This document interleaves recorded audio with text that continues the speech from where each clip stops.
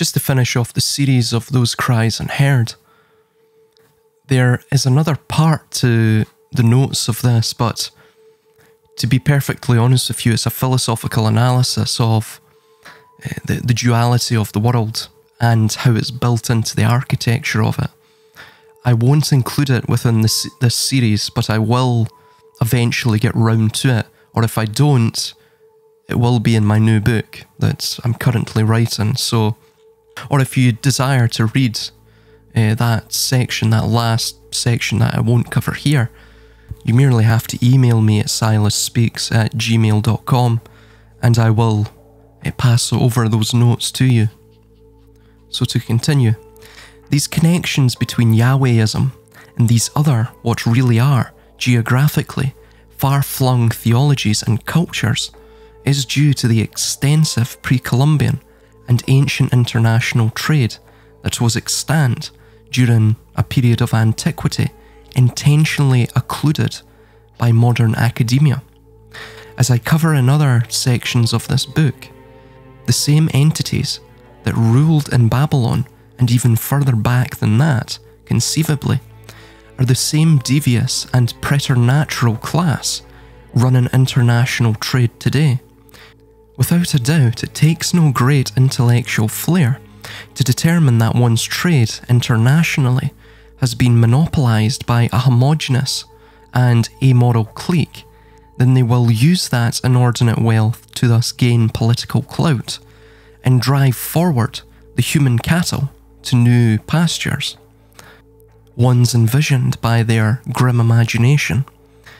It can be concluded without contention that every major event in human history has been shaped by this said clique and their singly driven focus for a new world order. Indeed, even the terms they utilise for this emergent world order imply a world order that existed previously, yet is unknown in detail to us due to their obfuscation and revision of history.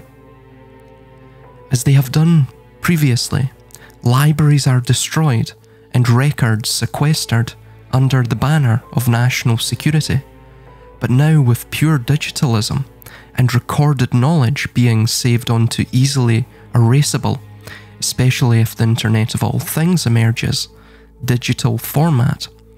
If they require a reset again or are ousted, they can, in a rapid manner, erase all records of their presence. Then they regroup, as they have done before, and plan their next move. For they are a relentless force of nature. Now on to the quote from an Aztec Spanish record that seems to draw forth the conclusion that the Aztecs did not simply conjure child and adult sacrifice from their own imagination, but that it was provided to them by foreigners and their foreign devil, Yaotl. It was resisted in the beginning, but in time this cult of Yah destroyed the opposition that refused to sacrifice. As we see today, competition is a sin to this clique, and obedience to abomination is what they inculcate into the slave population. The quote reads, quote, "We now come to confront the issue of human sacrifice in Aztec culture, as it is recounted in the Codex Chimalpopoca. Directly, in one place, the account states that in the year 1487, or the year 8 Reed, as the Aztecs called it, some 80,400 prisoners were sacrificed on the top of the pyramid of Tenochtitlan, the Aztec capital." Quote, "Indeed, the numbers are so staggering that one begins to wonder if the whole vast program of Aztec conquest was really driven by a perceived need for a constant supply of sacrificial victims. However, that same codex makes it very clear that the god who was considered by the Aztecs themselves to have founded their civilization, Quetzalcoatl, forbade human sacrifice. The following story of its origins is told, and with it, one has a further insight into the Aztec version of the Masonic ritual and dedication of the temple. The Toltecs were engaged in battle at a place called Nitalalpan, and when they had taken captives, human sacrifice also got started as Toltecs sacrificed their prisoners. Among them, and in their midst, the devil Yaotl followed along. Right on the spot, he kept inciting them to make human sacrifices, and then too, he started and began the practice of flaying humans. Then he made one of the Toltecs named Zuko wear the skin, and he was the first to wear a Toltec skin. Indeed, every kind of human sacrifice that there used to be got started then, for it is told and related that during this time and under his authority, the first Quetzalcoatl, whose name was Quetzalcoatl, absolutely refused to perform human sacrifice. Quetzalcoatl is similar to the avatars of Vishnu, if you were to think of it like that, like a Christ-like figure, a saviour, a Krishna as well. Very similar as well to Horus in many respects.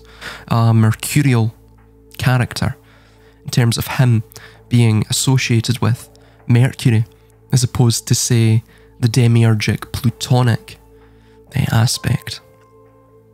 It was precisely when Humac was ruler that all those things that used to be done got started. It was the devils who started them, and this has been put on paper and written down elsewhere. There are 3 things to notice here. Interestingly, on Humac, we see within the annals of Cuauhtitlan that after Quetzalcoatl dies by self-immolation, Matlaxiochitzin becomes the ruler of Tulan, followed by Nohuatzin, Matlacuatzin, and Tlilcuatzin in 994 AD. Tlilcuatzin dies and Humac is inaugurated. Humac marries a woman named Quacuai. Then, quote, female sorcerers set out to make fun of Humac and mock him, and he cohabitates with them.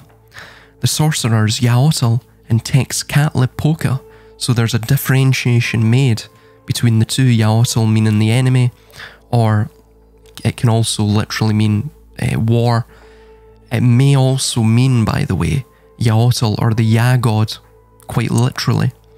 And Texcatlipoca, or the Lord of the Mirror's Smoke, or colloquially speaking, the Lord of the Black Mirror.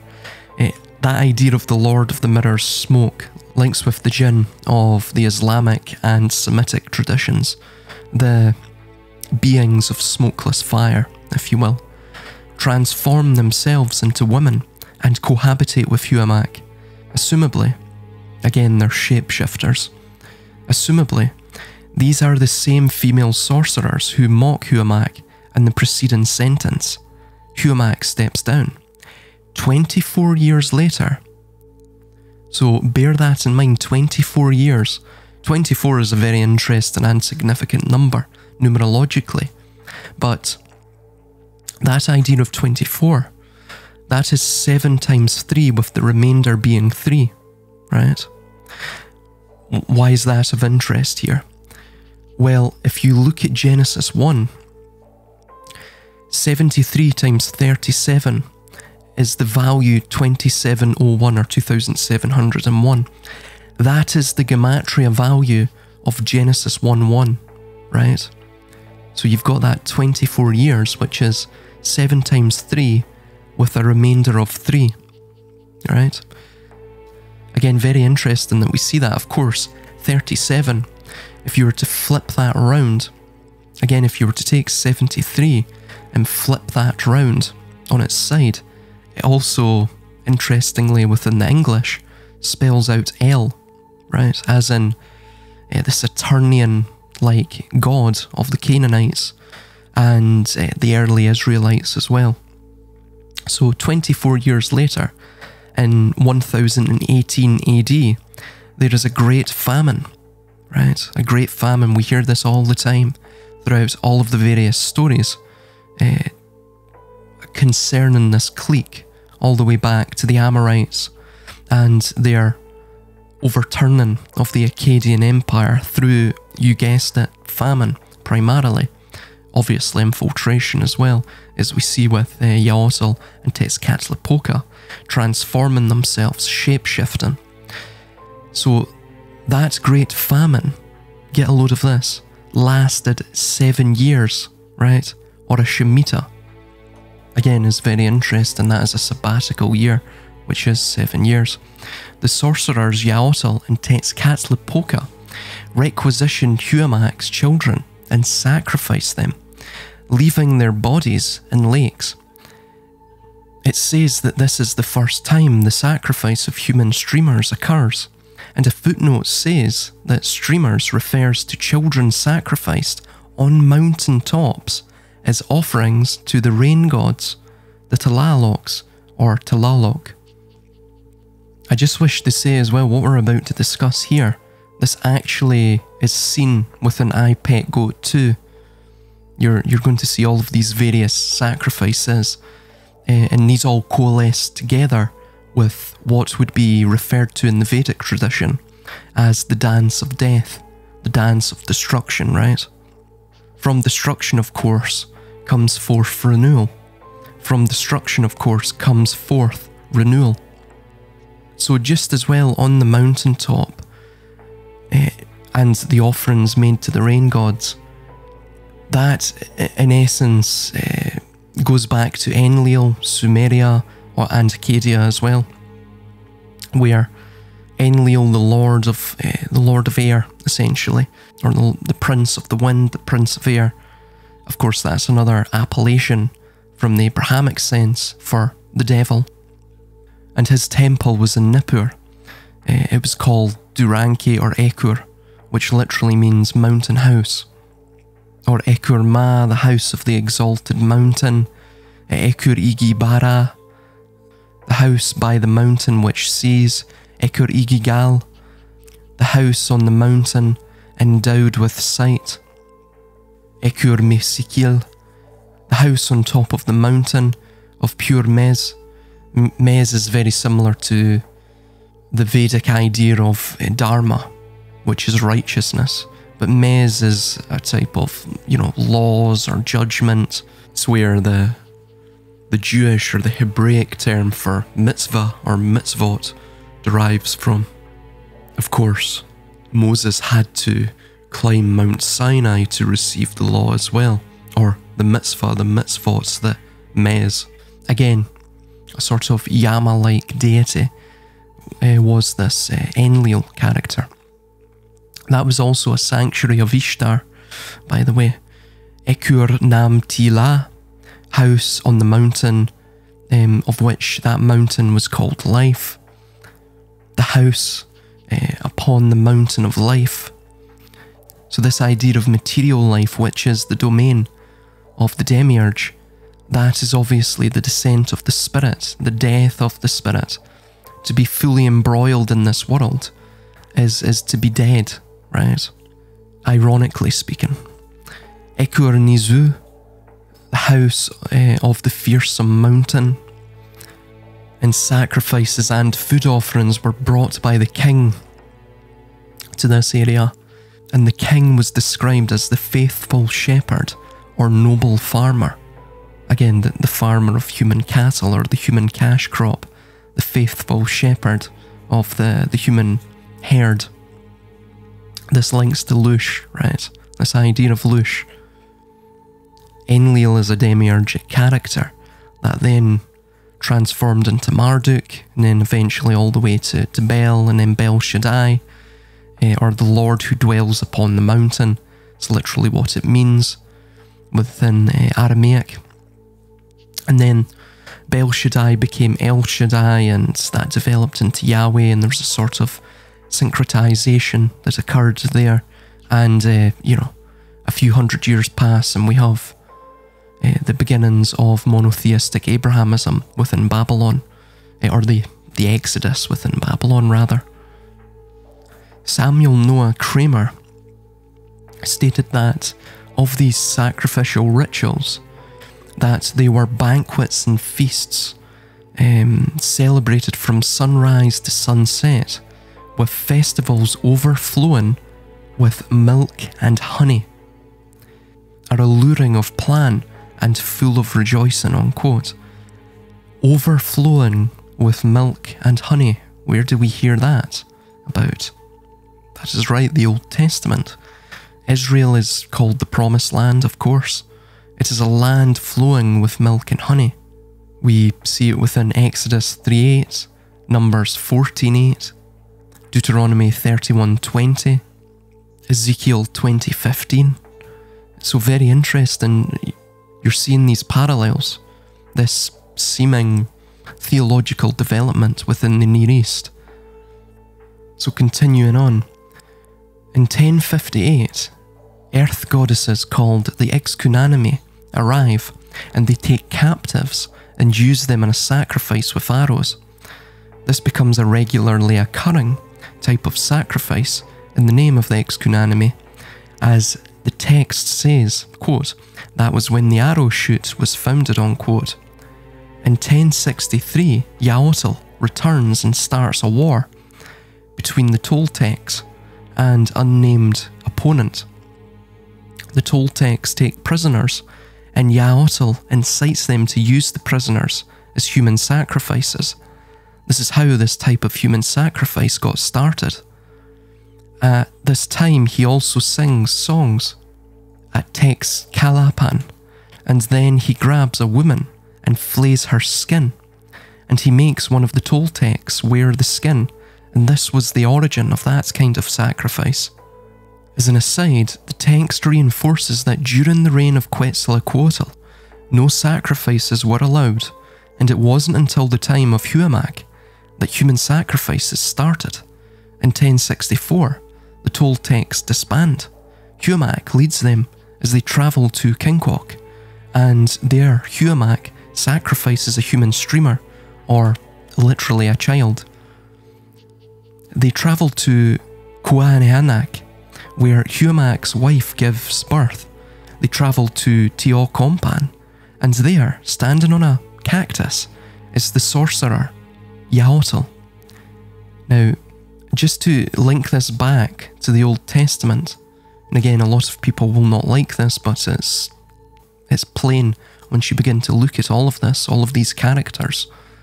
It all goes back to the same forces of nature, the same symbolism as well. It states that in the desert, in the desert, Yaotl, the sorcerer, is standing upon a cactus. I wish to state as well, the word for sorcery in Greek is pharmakeia. That's something we find within the fall of Babylon in the book of Revelation.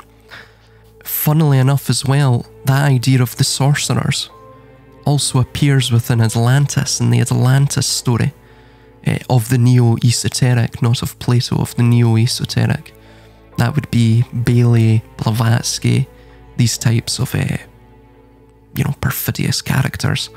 But interestingly, they state that it was a sorcery and the wicked magicians and the wicked sorcerers that brought down Atlantis, that it started off as benevolent, then it became more wicked, became very egoic, hubristic. Then from that it collapsed. Again, that links in terms of allegorical quality to the Tower of Babel story, right? By man's hubris, he attempted to cleave his axe into the heavens and to rip it open and to obviously enter it, to become a god. That obviously failed, and it ended in self-destruction, as we will probably see this era ending as well. So yes, standing on a cactus is very similar to Moses and him viewing Yahweh as a burning bush, right? Quite interesting. Again, that was in the desert too. Yaotl calls out a number of the Toltecs to him, to Huamak, this sort of what seems to be now a sort of Moses character of the Aztec or Nahuatl faith. Iotl calls out a number of the Toltecs to him to settle under him in Xaltocan. The rest of the Toltecs travel on. In 1064, the Toltecs disband. Huamak leads them as they travel to Kinquag, and there Huamak sacrifices a human streamer. By 1070, the Toltecs have been wandering for 7 years. By 1070, the Toltecs have been wandering for 7 years. Again, another 7, right? But they've been wandering. So the Toltecs are, quite rightly here, would seem to indicate, like the Israelites within the wilderness, right? They've been wandering and have dispersed throughout the lands of Anuak, or the world. Huamak ends up in the cave called Kencalco near Chapultepec, and seeing no more Toltecs behind him, he hangs himself. Very interesting. So it ends very abruptly there. Of course, the Moses character, we see him not hang himself, but go into the cave upon Mount Sinai and receive the law from Yahweh. So it would seem that the Toltecs were tricked in to this wandering by the Yah God. They became, deeply corrupt and evil, and then they merely disband. Their Moses-like leader hangs himself within the cave. He did not receive the law. He wasn't chosen. The Toltecs were not chosen. Quite interesting. So continuing on. 1. So there are things to notice here. 1. Sacrifice is considered a payment, i.e. something that is owed, and hence the implied concept is that there is a debt to be paid for whatever reason. We know the reason is Lush. 2. Sacrifice was not the original order of society, but was instituted at some later point by devils. This links to the onset of the Kali Yuga, that type of mythology within the Vedic tradition. And 3. It was instituted by one devil in particular, someone named Yaotl, whose name contains the root Yah, and who both, in name and in character, sounds more than a little like the Yahweh of the Torah. Later on in the same book, we find that it also makes the connection between the Old Testament and Masonic Hiram Abiff, King of Tyre, story, and the Aztec Quetzalcoatl story. Hiram Abiff is obviously depicted within the Masonic third degree initiation, and he's a very prominent character as well. Quote, "We have already encountered Huamak as one of the Aztec kings mentioned in the Codex Chimalpopoca, but now we learn of another presence behind the practice of human sacrifice, sorcerers in addition to devils. In other words, the Aztec mythology is suggesting that we are looking at the activity of an initiated elite. And once again, sacrifice is referred to as a payment. It is thus difficult to avoid the conclusion that the devils were the ones demanding payment. Then they tell how Quetzalcoatl departed. We've just read how he killed himself through self-immolation. It was when he refused to obey the sorcerers about making the human payment, about sacrificing humans. You can think of Quetzalcoatl as that idea of honour, that idea of the higher calling of man, right? That the individuals who had that higher calling, they refused the sorcerers. They wouldn't follow them. They wouldn't sacrifice humans. They wouldn't demand blood and bone and the burning of fat for payment of Lush, right? To maintain the angular momentum of this wheel. The Quetzalcoatl are the spiritual beings that are within this society, obviously at the bottom of the rung of the ladder. So you can think of Quetzalcoatl as that, or the Christ figure, Krishna as well.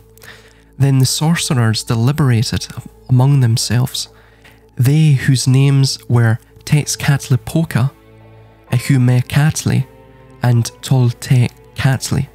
They said, quote, "He must leave his city, we shall live there," unquote. This is a significant passage, for in it one finds the clear outlines of a peculiar story emerging. 1. The old order, represented by Quetzalcoatl, the more benevolent order, refuses to institute human sacrifice. 2. The new order, or the New World Order, represented by 3 sorcerers. That links to the 3 poisons we see in Buddhism and the Vedic traditions, who eventually force Quetzalcoatl to abandon his city and take it over. These three sorcerers, along with King Quetzalcoatl, represent yet another variation, perhaps, of the Aztec version of the Hiram Abiff story, with the dedication of a temple by sacrifice. Of course, you have, I actually won't pronounce the name that they're called, these 3 characters within Masonry. It rhymes with Dewey, right?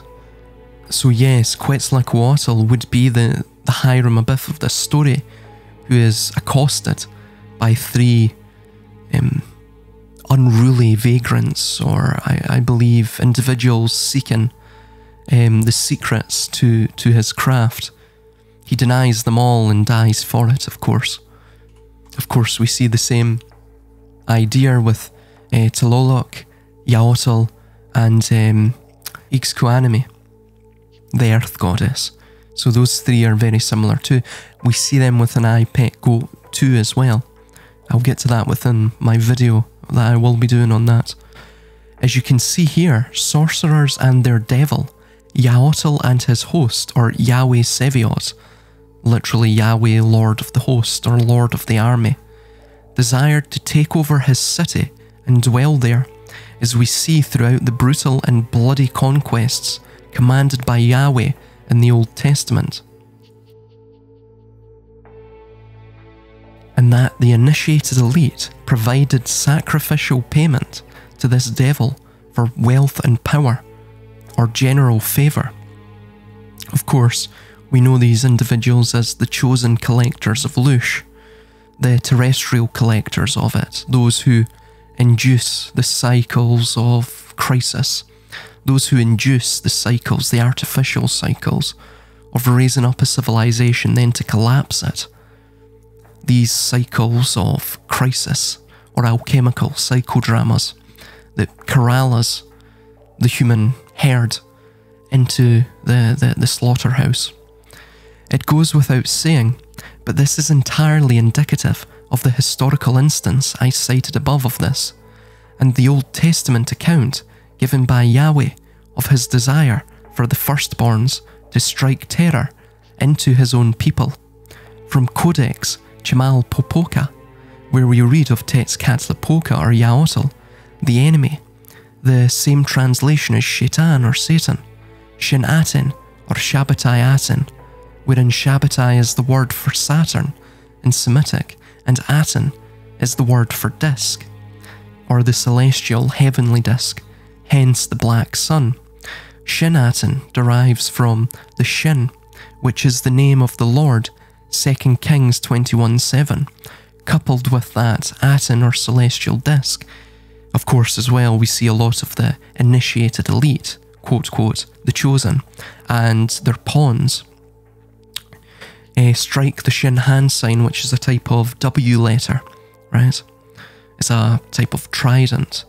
You can see where JFK was assassinated. Look at the bird's eye view of Dealey Plaza.